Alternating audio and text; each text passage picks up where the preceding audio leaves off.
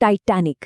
ये नाम सुनते ही जहन में एक बहुत बड़े जहाज, बर्फीले समंदर और इतिहास की सबसे मशहूर त्रासदियों में से एक की तस्वीर बन जाती है। आज हम इस कहानी को सिर्फ एक घटना की तरह नहीं देखेंगे, बल्कि एक ऐसी कहानी के तौर पर जिएंगे जहां हर एक पल, हर एक मिनट कीमती था। यही वो सवाल है जो आज भी हमें परेशान करता है। एक ऐसा जहाज जिसे इंसान की तरक्की का सबसे बड़ा नमूना माना जा रहा था, वो अपनी पहली ही यात्रा में समंदर की गहराइयों में कैसे समा गया? चलिए इस रहस्य से पर्दा उठाते हैं। तो कहानी की शुरुआत होती है एक सपने से, एक ऐसा सपना जो लोहे और भाप से बना था। देखिए, टाइटैनिक सिर्फ एक जहाज नहीं था, ये 20वीं सदी की शुरुआत में इंसानी हौसले और शान का एक तैरता हुआ प्रतीक था। टाइटैनिक को रफ्तार के लिए नहीं, बल्कि बेजोड़ आराम और लग्जरी के लिए बनाया गया था। इसके अंदर की दुनिया किसी शाही महल से कम नहीं थी। सोचिए, फर्स्ट क्लास की यात्रियों के लिए शानदार डाइनिंग हॉल, स्विमिंग पूल, यहाँ तक कि टर्किश बाथ भी थे। और हैरान करने वाली बात यह है कि थर्ड क्लास के यात्रियों को भी उस जमाने के हिसाब से बेहतरीन सुविधाएं दी गई थी। तो इसे न डूबने वाला क्यों कहा जाता था? इसका राज छिपा था इसके डिजाइन में। जहाज के निचले हिस्से को 16 अलग-अलग सेक्शंस में बांटा गया था। इन्हें कहते थे वाटर टाइट कंपार्टमेंट। मतलब जहाज के अंदर 16 छोटे-छोटे कमरे, जिन्हें पानी घुसने पर तुरंत बंद किया जा सकता था। ये उस समय की सबसे बड़ी सेफ्टी टेक्नोलॉजी थी। और इसी एक दावे ने एक ऐसा विश्वास पैदा किया जो आगे चल के घातक साबित हुआ। बनाने वालों ने कहा कि अगर 4 कंपार्टमेंट में पानी भर भी जाए तो भी जहाज तैरता रहेगा। यह विश्वास इतना पक्का था कि किसी ने भी उस बर्फीले खतरे के बारे में सोचा तक नहीं, जो अंधेरे में इंतजार कर रहा था। जहाज अपनी यात्रा पर निकलता है, लेकिन शान और उम्मीद के इस माहौल में अंधेरे से कुछ चेतावनियां भी आ रही थीं। ये वो संकेत थे जिन्हें अगर गंभीरता से लिया जाता तो शायद इतिहास कुछ और होता। यात्रा शुरू होते ही पहला खतरा सामने आ गया। टाइटैनिक इतना विशाल और ताकतवर था कि जब वो बंदरगाह से निकला तो उसने अपने खिंचाव से पास खड़े एक जहाज न्यूयॉर्क को अपनी ओर खींच लिया। टक्कर होते होते बची। ये एक तरह की चेतावनी थी, एक इशारा कि इस जहाज का आकार ही इसका सबसे बड़ा दुश्मन बन सकता है। फिर आया 14 अप्रैल का दिन और इसके साथ आई बर्फ की चेतावनियां, एक के बाद एक। दिन भर में कई जहाज़ों ने बर्फ के बारे में बताया। रात 9:40 पर मेसाबा नाम के जहाज ने एक बड़ी बर्फीली चट्टान की चेतावनी दी, जो सीधे टाइटैनिक के रास्ते में थी। लेकिन जानते हैं क्या हुआ? वो संदेश कभी कैप्टन तक पहुंचा ही नहीं। फिर 10:55 पर पास के जहाज कैलिफोर्नियन ने रेडियो पर बताया कि वो बर्फ की वजह से रुक गया है। लेकिन इस चेतावनी को भी अनसुना कर दिया गया। और यहीं पर कहानी एक बहुत दुखद मोड़ लेती है। जब कैलिफोर्नियन के ऑपरेटर ने बर्फ की चेतावनी दी, तो टाइटैनिक का वायरलेस ऑपरेटर यात्रियों के संदेश भेजने में इतना व्यस्त था कि उसने गुस्से में कहा, चुप रहो, मैं काम कर रहा हूं। एक छोटी सी लापरवाही जिसका नतीजा बेहद भयानक होने वाला था। और अब हम उस रात के उस पल में पहुंचते हैं जहां वक्त जैसे ठहर गया। रात के 11:40। किस्मत, मौसम और इंसानी गलतियों ने मिलकर एक ऐसी तबाही की कहानी लिखी जिसे दुनिया कभी नहीं भुला पाई। अजीब बात है ना, उस रात समंदर शीशे की तरह शांत था। कोई लहर नहीं, कोई हलचल नहीं।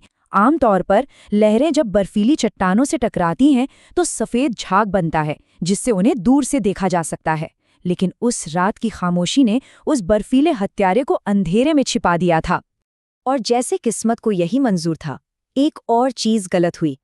जहाज के सबसे ऊंचे हिस्से पर निगरानी कर रहे पहरेदारों के पास दूरबीन नहीं थी। वो कहीं खो गई थी, बस एक छोटी सी दूरबीन जो शायद सब कुछ बदल सकती थी। और फिर रात 11:40 पर अंधेरे को चीरती हुई एक आवाज आई। पहरेदार फ्रेडरिक फ्लीट ने अपनी आंखों के सामने एक विशाल काली आकृति देखी। उन्होंने 3 बार घंटी बजाई और फोन पर चिल्लाकर कहा, बर्फीली चट्टान ठीक सामने। तुरंत जहाज को मोड़ने का आदेश दिया गया, लेकिन तब तक बहुत देर हो चुकी थी।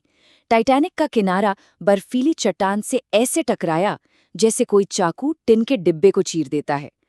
300 फीट लंबा घाव, और पानी तेजी से उन 5 वाटरटाइट कंपार्टमेंट में भरने लगा। जहाज के डिजाइनर थॉमस एंड्रूज जो उसी जहाज पर थे, ने नुकसान देखते ही कह दिया, ये जहाज डूबेगा। टक्कर के बाद टाइटैनिक के पास सिर्फ 2 घंटे थे। 2 घंटे अटलांटिक के बर्फीले पानी में जिंदगी और मौत के बीच। ये वो 2 घंटे थे जिन्होंने इंसानियत की सबसे बड़ी परीक्षा ली। उस रात उस तैरते हुए महल पर 2200 से ज्यादा जानें थीं। हर एक की अपनी कहानी, अपने सपने, जो अब एक भयानक हकीकत का सामना कर रहे थे। और यहीं पर त्रासदी की असली तस्वीर सामने आती है। जहाज पर 2200 लोग थे, लेकिन लाइफ बोट्स में जगह थी सिर्फ 1178 लोगों के लिए। इसका मतलब साफ था, बचाव कार्य शुरू होने से पहले ही 1000 से ज्यादा लोगों की मौत तय थी। ये एक ऐसी सच्चाई है जिसे सोचना भी मुश्किल है। और जो लाइफ बोट्स थीं भी ना, उन्हें भी ठीक से इस्तेमाल नहीं किया गया। उस दिन होने वाली लाइफ बोट ड्रिल कैंसिल कर दी गई थी, इसलिए किसी को अभ्यास नहीं था। डर और घबराहट में 65 लोगों की क्षमता वाली नावों को सिर्फ 20-25 लोगों के साथ ही पानी में उतार दिया गया। एक के बाद एक गलतियां जो जाने ले रही थीं। और फिर अंत शुरू हुआ। सुबह 1 बजे जहाज की मशहूर सीढ़ियां पानी के नीचे थीं। 2 बजे जहाज का पिछला हिस्सा हवा में उठ गया। 2:18 पर मेटल के टूटने की एक भयानक आवाज आई और जहाज 2 टुकड़ों में टूट गया। और फिर 2:20 पर टाइटैनिक हमेशा के लिए अंधेरे में समा गया। जब सुबह हुई तो एक कड़वी सच्चाई सामने आई, अमीर और गरीब के बीच का फर्क। फर्स्ट क्लास के ज्यादातर यात्री बच गए, लेकिन थर्ड क्लास के 710 लोगों में से सिर्फ 174 ही जिंदा बचे और चालक दल के 900 में से सिर्फ 200। ये सिर्फ एक जहाज की कहानी नहीं थी, ये उस समय के समाज की भी कहानी थी। जब सुबह का सूरज निकला तो टाइटैनिक के डूबने की खबर ने पूरी दुनिया को हिला कर रख दिया। ये कैसे हो सकता था? नॉट डूबने वाला जहाज आखिर कैसे डूब गया? अब सवालों और जवाबदेही का समय था। आखिर में 1500 से ज्यादा लोग, 1500 से ज्यादा कहानियां जो उस बर्फीले पानी में हमेशा के लिए खो गई। ये शांति के समय की सबसे बड़ी समुद्री त्रासदियों में से एक थी। जब जांच हुई तो पता चला कि ये किसी एक गलती का नतीजा नहीं था, ये गलतियों की एक लंबी चेन थी। बर्फ की चेतावनियों को नज़रअंदाज करना, जहाज की तेज रफ्तार, लाइफ बोट्स की कमी और पास के जहाज का मदद के लिए न आना।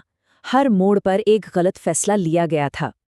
तो हम वापस उसी सवाल पर आते हैं, क्या टाइटैनिक की किस्मत एक बर्फीली चट्टान ने लिखी थी या इसे इंसान के घमंड ने डुबोया?